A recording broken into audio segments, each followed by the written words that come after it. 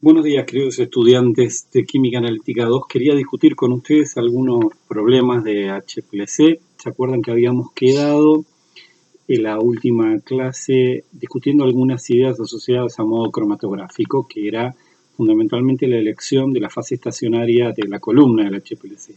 Pero antes de entrar en este tema, quería terminar de repasar un poquito algunos criterios acerca de la selección de los detectores. ¿Se acuerdan que habíamos dicho que todo lo que tenía que ver con el hardware del instrumento era lo que denominábamos configuración? El tipo de inyector, el tipo de bombas, el tipo de detector. Y por supuesto, el tipo de detector depende, entre otras cosas, de la estructura de los analitos que voy a determinar. De alguna forma eso es lo que intenta introducirnos el problema 10. Si son tan amables, vayan a la guía a mirar el problema 10, que lo que nos pregunta es cuál sería la configuración de detector más adecuada para cada uno de estos tres casos, ¿sí? Fíjense que tenemos primero una mezcla de monosacáridos y pentafuranósicos, y lo que me tengo que preguntar es cuál de los detectores de HPLC que vimos sería mejor para resolver esta mezcla. ¿Qué detectores teníamos? ¿Se acuerdan que vimos el detector UV visible, que era el más estándar, el más común? El detector de índice de refracción, el detector electroquímico, y les había adelantado algo rápidamente sobre el detector de fluorescencia. Para el caso de las moléculas del ítem A, para esta mezcla de monosacáridos, fíjense la cantidad de cromóforos que tiene estos dos monosacáridos es relativamente baja. ¿Se acuerdan que para que un compuesto absorba en el UV visible tenía que tener sobre todo electrones pi, tenía que haber anillos aromáticos, esos anillos aromáticos con distintos grupos funcionales? Los alcoholes tienen como cromóforos bandas de absorción, fundamentalmente sigma, sigma asterisco y n sigma asterisco, a longitudes de onda muy bajas y con absortividades molares muy bajas. Pueden ir a revisar sus apuntes de química orgánica. Con lo cual, detector UV visible para este caso no sirve. Este es el típico caso donde me sería de utilidad el detector de índice de refracción. De hecho, el detector de índice de refracción es muy útil para hidratos de carbono. Por ejemplo, cuando uno quiere determinar el contenido de algunos hidratos de carbono en bebidas gaseosas, en jugos de fruta. Distinta es la situación de las moléculas del ítem B. Fíjense que son dos ácidos carboxílicos de tipo benzoico que están sustituidos por oxidrilos en distintas posiciones, ¿sí? Las moléculas del ítem B efectivamente son isómeros, ¿sí? Son isómeros constitucionales, varían o difieren entre ellas por la posición relativa del oxidrilo. Mientras en un caso, ¿sí?, la tenemos en meta, en el otro lo tenemos en para. Esos isómeros constitucionales son perfectamente separables por HPLC. Por ejemplo, una columna de fase reversa pasa un helicóptero de control, vamos a dejarlo pasar.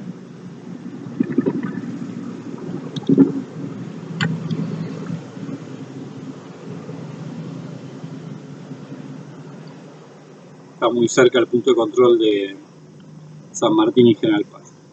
Estas dos moléculas son perfectamente separables por HPLC. Los isómeros constitucionales se pueden separar sin ningún problema. Fíjense que tenemos dos derivados del ácido benzoico, tenemos anillos aromáticos. Estas moléculas van a tener una absortividad en el UV visible significativa, alrededor de 250, 260 nanómetros. Seguro que nos va a aparecer una banda de absorción pi asterisco, encima reforzada por la presencia de los oxidrilos. Vayan a repasar las tablas de espectroscopía UV visible de química orgánica, ¿sí? Lo mismo, es decir, perdón, para las moléculas del ítem B, el detector adecuado sería el detector UV visible. Lo mismo para las moléculas del ítem C. Fíjense que son derivados de ácidos sulfónicos que tienen distinta sustitución, pero en definitiva hay un anillo, ¿sí?, naftalénico que va a presentar una absorbancia en el UV visible importante. O sea que para este caso el detector UV visible sería perfectamente adecuado. Siempre que vean un sistema aromático, al menos un sistema aromático, un detector UV visible seguro que ahí puede funcionar. Siguiendo ese criterio, las moléculas del ítem D, lo estoy mirando al revés, creo que es el ítem D, también podrían ser detectadas con un detector UV visible, ¿sí? Pero el ítem D está puesto a propósito. Fíjense que una de las moléculas es la fenolftaleína y el otro es la fluoresceína. Fluoresceína de fenolftaleína solamente difieren en este puente éter que tiene la fluoresceína, que no tiene la fenolftaleína. Fluoresceína, su nombre es medio botón, nos habla de que es una molécula que fluoresce. Fíjense que es interesante porque la fluoresceína florece y la fenolftaleína, que es una primo hermana, no. Eso se debe a que para que una molécula fluorezca en general, lo que necesitamos, lo vamos a ver en la segunda parte de la materia, es que su estructura sea rígida y plana y tenga una alta conjugación de un sistema electrónico pi. Entonces, como esta molécula fluorece, si a uno le interesara en particular detectar esta molécula, podría usar el detector UV visible. El detector de fluorescencia. ¿Cuál es la ventaja del detector de fluorescencia sobre el UV visible? Que se puede usar para detectar también tanto fluoresceína como fenolftaleína. Que el detector de fluorescencia es alrededor entre 100 y 1000 veces más sensible, es decir, tiene un límite de detección más bajo que el detector UV visible. Finalmente, el problema termina pidiéndoles que hagan un cuadro comparativo donde se escriban las características de cada uno de los detectores de HPLC, busquen en el SKU y repasen lo que estuvimos diciendo el otro día e intenten resumir las características más importantes de los detectores. Vamos al problema 11. El problema 11 nos dice, respecto al modo elegido, está hablando de modo cromatográfico, tipo de columna y solventes de elusión, para resolver un problema cromatográfico por HPLC, existen 4 grandes modos cromatográficos que ya habíamos visto. La cromatografía absorción, estoy leyendo sobre el final de la página 18 de la guía. La cromatografía reparto, que a su vez habíamos visto que podía ser de fase normal cuando la fase estacionaria era polar, o de fase reversa o inversa, van a encontrar el término inversa probablemente en el SKU, cuando la fase estacionaria es no polar. La cromatografía de intercambio iónico, que era apropiada para moléculas que tenían un estado de carga definido, sea aniónico o catiónico, no importa. Y la cromatografía de exclusión por tamaño, que podía ser permeación sobre geles o filtración sobre geles, dependiendo del solvente que fuéramos a usar, si usábamos solventes polares o solventes no polares. Entonces, lo que nos preguntan es, ¿qué solventes se usan en cada modo cromatográfico? ¿En qué caso se utiliza cada modo cromatográfico? Indique los formatos de columnas cromatográficas más habituales, largos y espesores. ¿Qué es una precolumna? ¿Qué función cumple? ¿Y cuál es la diferencia entre una fase sólida y una fase ligada? Bueno, vamos primero con qué solventes se usan en cada modo cromatográfico. ¿Se acuerdan de absorción? El modo de absorción. El modo de absorción es el modo donde la fase estacionaria, yo los voy a acompañar también tomando mate, ¿sí? En esta clase un tanto más informal.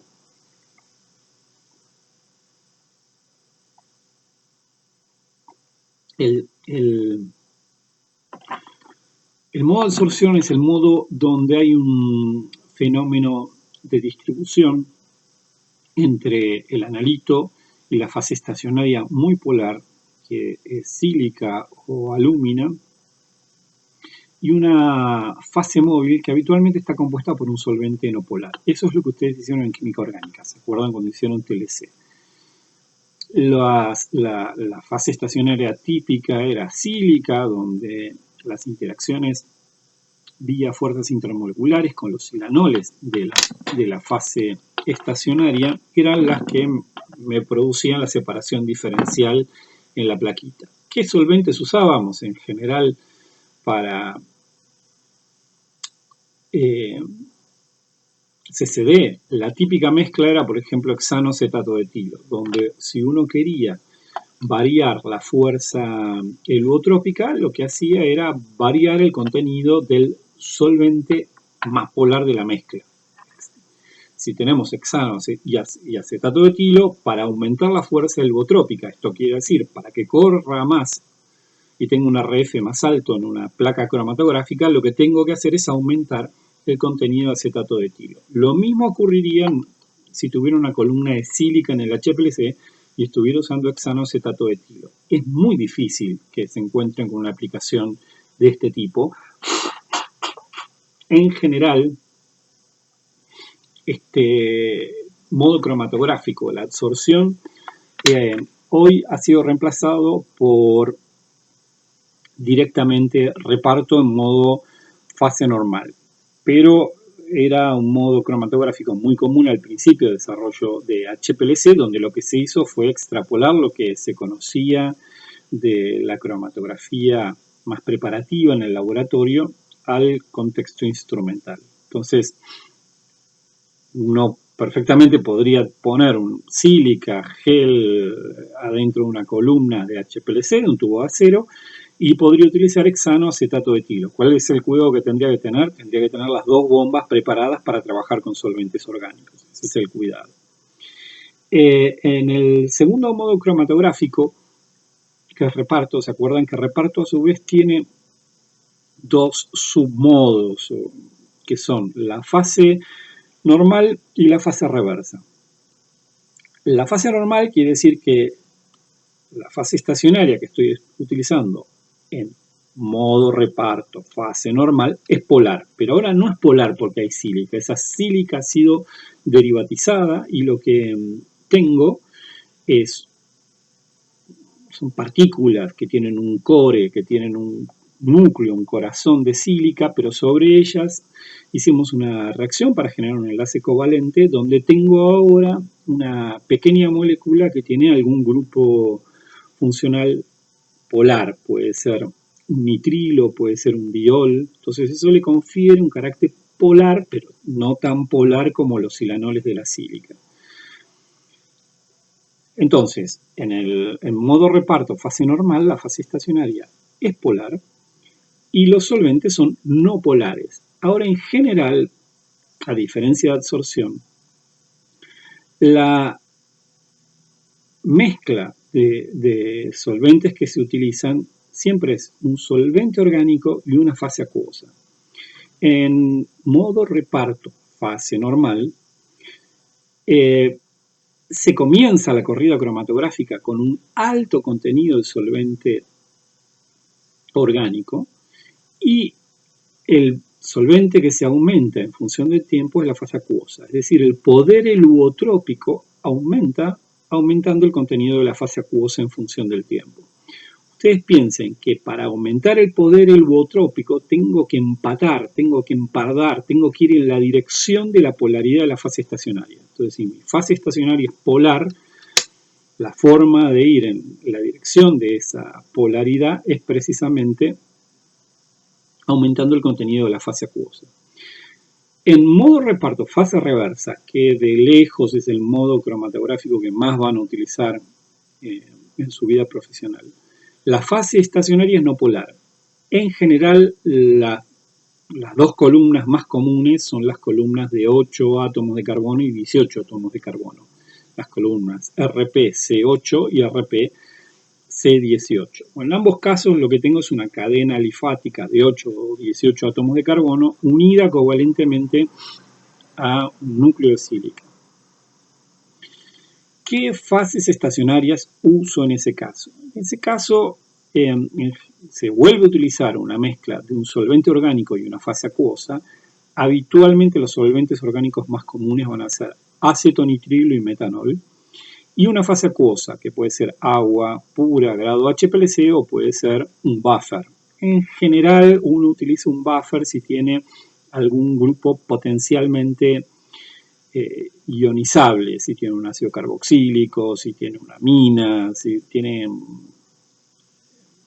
algo en la estructura química que puede sufrir una transformación si yo varío las condiciones de pH en las cuales estoy haciendo la corrida. Recuerden que si uno utiliza buffers, las concentraciones de esos buffers tienen que ser relativamente diluidas. Como regla general, no exceder la concentración del buffer de 25 milimolar para evitar que ocurran precipitaciones cuando yo vaya mezclando ese buffer con la fase orgánica acetonitrilo y metanol. Acetonitrilo y metanol se pueden utilizar indistintamente. El único comentario que tengo para hacerles es que habitualmente las mezclas metanol-agua son más viscosas que las mezclas acetonitrilo-agua y entonces en general la bomba trabaja a más alta presión. La ventaja del metanol es que es bactericida y suele ser uno de los componentes de las fases de almacenamiento de las columnas. Una cosa importante, y nos salimos brevemente de lo que nos estaban pidiendo, es que las columnas de HPLC no se pueden guardar secas, hay que guardarlas con un solvente en su interior, y ese solvente de guardado me lo va a recomendar el fabricante. En la inmensa mayoría de las veces van a ver que es una mezcla metanol-agua 50-50. Eso quiere decir que tengo que terminar el proceso de corrida en el cromatógrafo pasando una fase de limpieza de la columna que tiene 50% de metanol y 50% de agua. Por supuesto, las columnas tienen unos tornillitos que me permiten cerrar las puntas y que la fase móvil no se me vaya. La idea de ponerle metanol agua es precisamente pues en ese medio no va a crecer ninguna bacteria. El otro modo cromatográfico es el de intercambio iónico. ¿Se acuerdan que decíamos que en intercambio iónico lo que había precisamente era un intercambio de iones entre el analito y la resina que estaba usando? Y que a su vez podía tener resinas catiónicas y aniónicas que intercambiaban cationes y aniones. Entonces la fase móvil habitualmente va a ser una solución salina, puede ser directamente de cloruro de sodio, puede ser un buffer altamente concentrado. En intercambio iónico no trabajo con fases orgánicas, sino que trabajo exclusivamente con fases acuosas, y esas fases acuosas habitualmente son soluciones salinas muy concentradas, por lo cual hay que tener extraordinario cuidado después de utilizar la columna, hacer un lavado exhaustivo con agua para que no me quede ningún depósito dentro de la columna. La forma de sacar los analitos de la columna es poner una gran cantidad de iones que compitan con la resina y que me permitan controlar el tiempo de retención de mis analitos iónicos dentro de esa fase iónica también. En el caso de filtración y permeación, voy a utilizar solventes en función de la naturaleza de la estructura del analito que voy a usar. Si, por ejemplo, ¿se acuerdan que filtración por tamaño lo utilizaba para moléculas de muy alto peso molecular? Si yo trabajo en una fábrica de pintura y quiero saber el grado de polimerización del pigmento de mi pintura, lo que puedo hacer es pasar ese pigmento por el HPLC con una columna de filtración por tamaño. Por supuesto, primero, tengo que poder disolver el pigmento de la pintura. El pigmento de la pintura lo van a poder disolver en un solvente orgánico, no lo van a disolver en agua. Entonces, el pigmento lo voy a tener disuelto en diclorometano, supongan. Y por supuesto, vamos a tener que pasar ese polímero disuelto en un solvente adecuado, que puede ser diclorometano también, por una fase estacionaria, que recuerden que en modo filtración por tamaño, no tiene ningún tipo de interacciones, es un medio poroso y lo único que hay son distintos caminos accesibles para el analito, que sea resistente al diclorometano. Entonces esa resina es una resina habitualmente preparada con un material que soporta solventes orgánicos. Distinto sería el caso de un polímero como natural, por ejemplo, un ácido nucleico, una proteína, que en general suelen tener alguna carga neta, y yo me tengo que asegurar que no haya ninguna interacción entre esa carga y la fase estacionaria. Entonces, primero, la resina que voy a utilizar es una resina que no puede tener ningún componente polar ni iónico para que no se produzca una interacción física con el analito. Recuerden que lo único que me produce el fenómeno de separación es una diferencia en los caminos accesibles para el analito.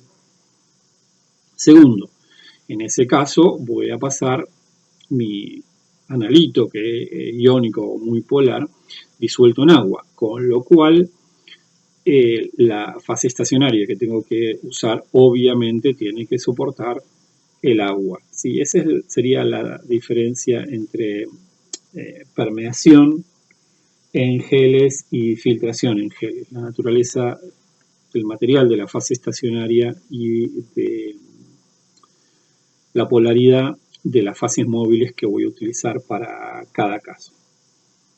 Cortamos para que no sea pesado el video y seguimos en el próximo.